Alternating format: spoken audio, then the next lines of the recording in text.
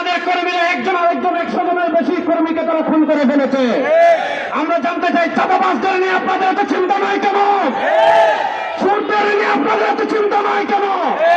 আপনাদের কর্মীরা বালু চুরি করে, সিলেটের পাথর চুরি করে। সুতরাং আপনারা মৌলবাদদের নিয়ে চিন্তা করতে হবে না, ইসলামী রাজনীতি নিয়ে চিন্তা করতে হবে না, চোর টাকা সন্ত্রাসদের নিয়ে চিন্তা করে।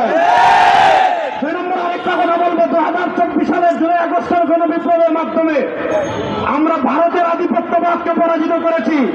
বাংলাদেশে যদি বাম রাজনীতির নামে কেউ ভারতের দালালি করে, সেই ভারতের দালালদের হাত ভেঙে দেওয়ার জন্য প্রস্তুত আছে।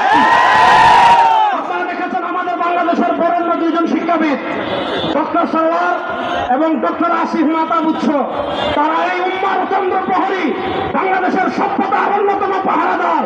তাদেরকে বাংলাদেশের একটা কুলাঙ্গার তাদেরকে হত্যা করার হুমকি দিয়েছে। যে হত্যা করার হুমকি দিয়েছে তার পক্ষ নিয়ে এদেশের বামরা বিবৃতি দিচ্ছে। আমরা স্পষ্ট ভাষায় বলি, ডক্টর সরওয়ার এবং ডক্টর আসিফ মাহতাব এদেশে একা নয়, তার সাথে বাংলাদেশের সকল মুসলমান আছে। তাদের একটা পছন্দ যদি বাংলাদেশে কেউ পাকা করতে চায়, কিয়ামত হয়ে যাবে, কিয়ামত হয়ে যাবে। সর্বশেষ আরেকটা কথা বলে আমি আমার বক্তব্য শেষ করছি। আমরা যেই নিয়তে তাহাজ্জুদ পড়ি, ওই নিয়তে ইসলামী আন্দোলন করি। আমরা যেই নিয়তে রোজা রাখি, ওই নিয়তে আমরা ইসলামী আন্দোলন করি। যেই নিয়তে নামাজ পড়ি, ওই নিয়তে ইসলামী আন্দোলন করি। আমরা আদর্শের রাজনীতি করি।